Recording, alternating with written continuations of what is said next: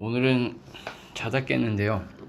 자다 깼는데 잠이 안 와가지고 오늘은 제가 10년 전에 수능시험을 준비할 때 열심히 봤던 책을 좀 소개할까 합니다. 제가 좀 삽질을 잘해서 그 당시에 좀 삽질을 했어요. 결국에는 시험에 실패를 했지만 결과는 안 좋아서 이 책을 봐서 수학 공부에는 상당히 도움이 많이 됐고 실제로 시험에서도 좋은 저기가 있었어요. 그런데 제가 이제 우리나라는 이제 수학만 잘했으면 대학을 갈 수 없죠. 제가 2년 동안 수학만 공부하는 바람에 대학 입시는 결국엔 실패를 했습니다. 아무튼 그 삽질에 대해서 좀 얘기를 하고자 하는데, 삽질은 삽질이죠. 어떤 미친놈이 이걸 보겠습니까? 수능 시험 보는데. 이 책 뭐냐면요, 여기 유클리드라는 사람이 썼잖아요. 2000년 전에 유클리드라는 사람이 그 당시에 나와 있던 당대의 모든 그 기하학 이론들을 종합을 해서 한 권으로 집대성한 책이고요.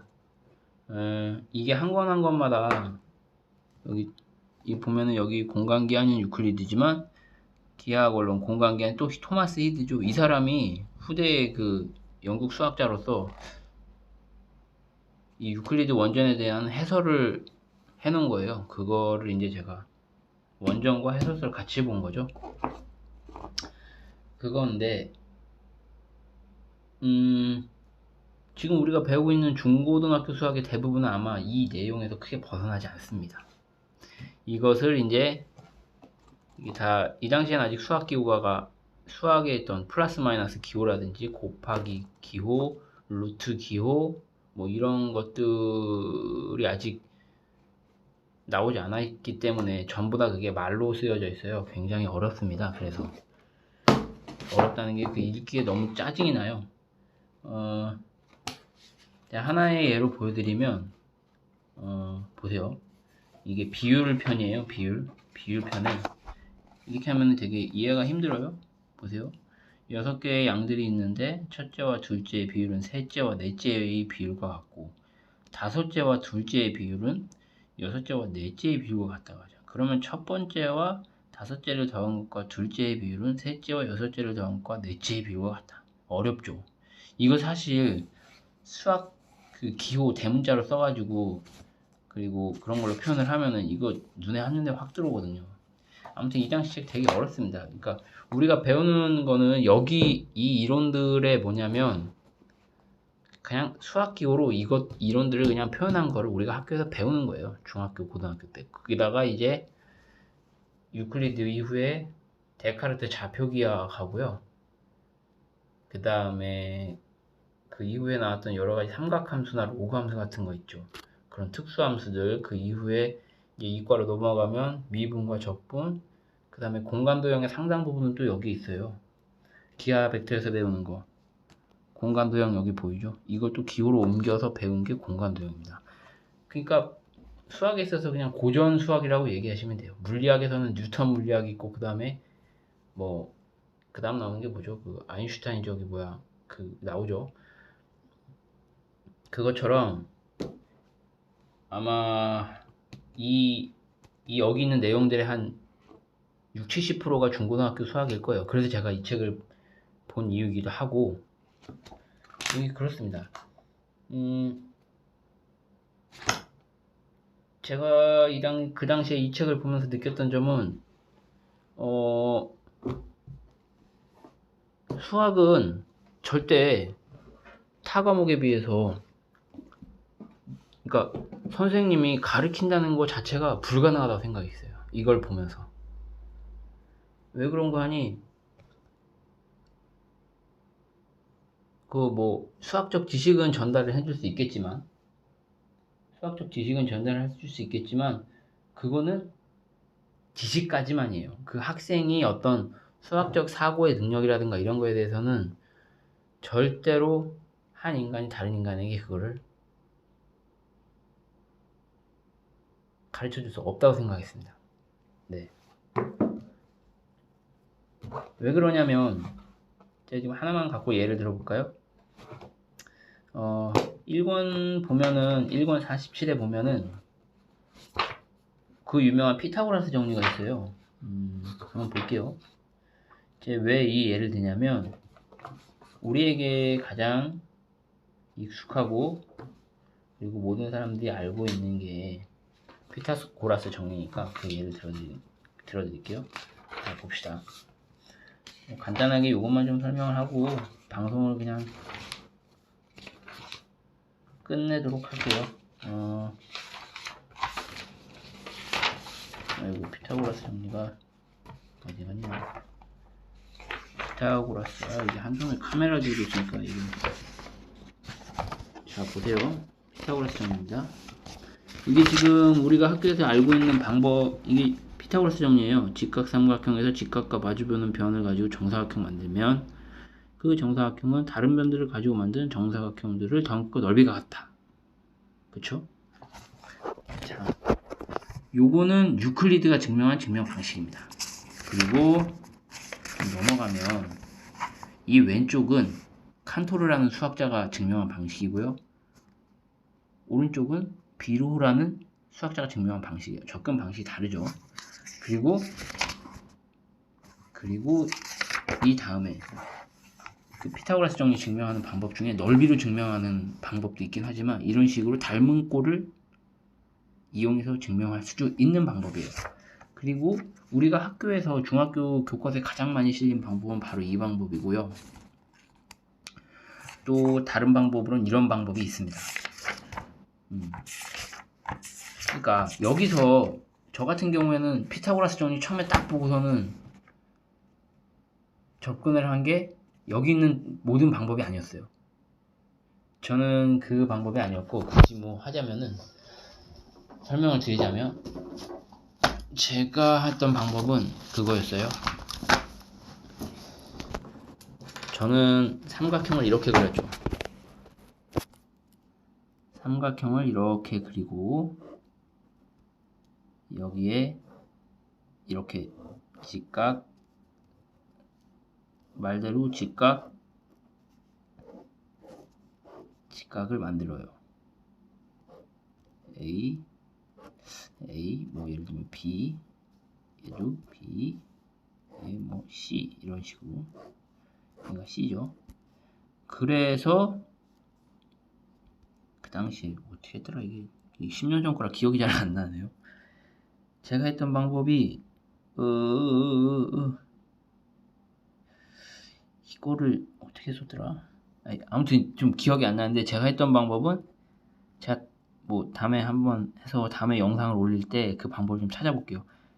이게 갈릴레이가 증명했던 방법하고 저하고 똑같은 방식으로 했더라고요. 제가 이 말씀을 다 드리는 이유는 도대체 다 뭐냐면 사람이 어떤 똑같은 동일한 하나의 수학 문제를 그걸 해결하는 방식은 그 개개인마다 다 차이가 있다는 거죠. 개개인마다. 그거를 이 문제를 이런 방식으로 풀어야 된다고 가르칠 수가 없는 문제라는 거예요. 그렇게 돼버리면 그 문제의 해결 방법에 대한 어떤 수학적 지식은 전달을 할 수 있겠지만 다음에 또 새로운 문제가 나왔을 때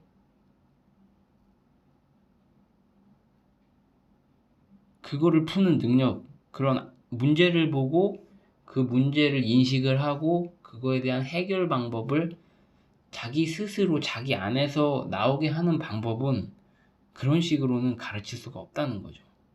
딱 비유를 하자면 그거예요.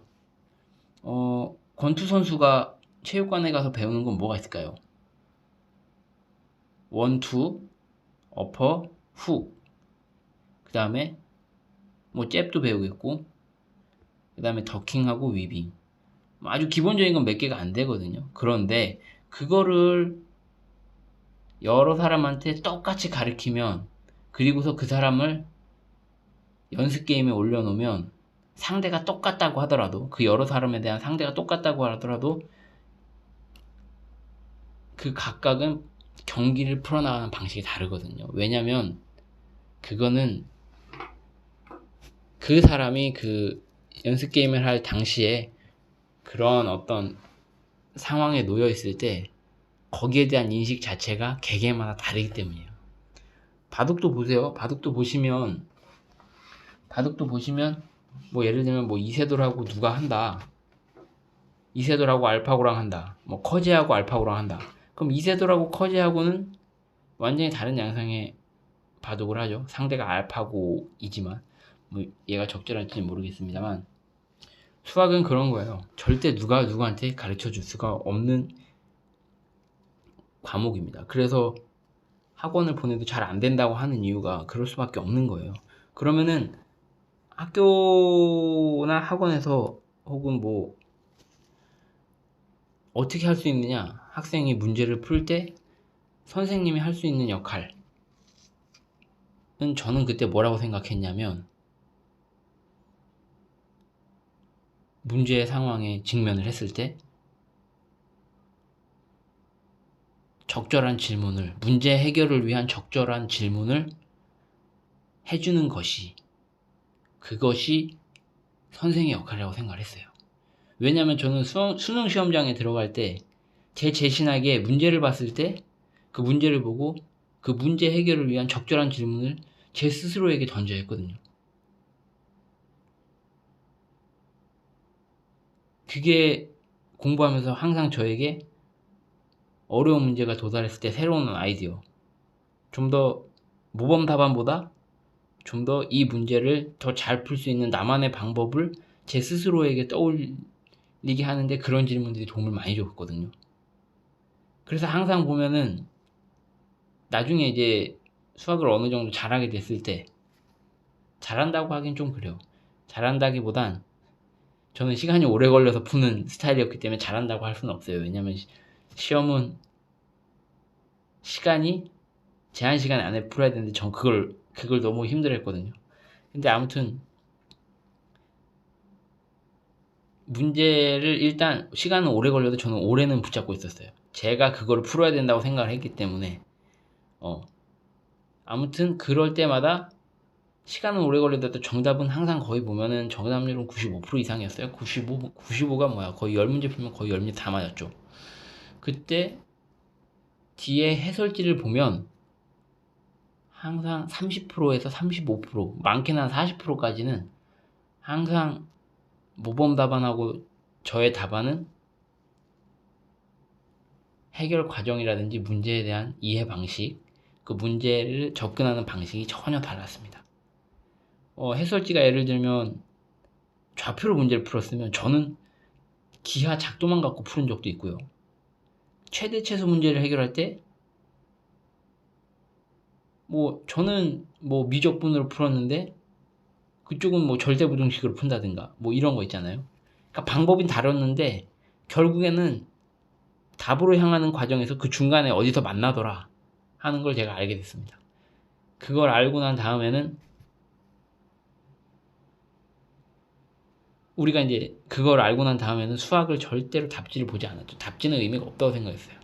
그리고 그럴 수밖에 없는 이유가 수학은 연역적 추론의 한 과목이기 때문에 그렇기 때문에 이미 내 안에 답이 있다고 생각했어요. 해설지는 그래서 의미가 없다고 생각했습니다.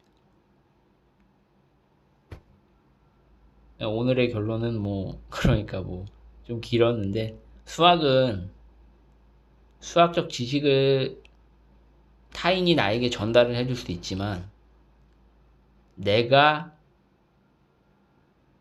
내 안에서 문제를 보고 수학적으로 표현을 한다거나 내 스스로 문제를 해결해가는 능력은 절대 그 누군가가 나한테 만들어줄 수 없다는 겁니다.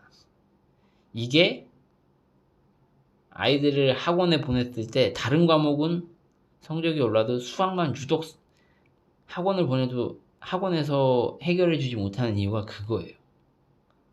수학은 절대로 가르칠 수가 없는 과목입니다. 네, 여기까지 하겠습니다.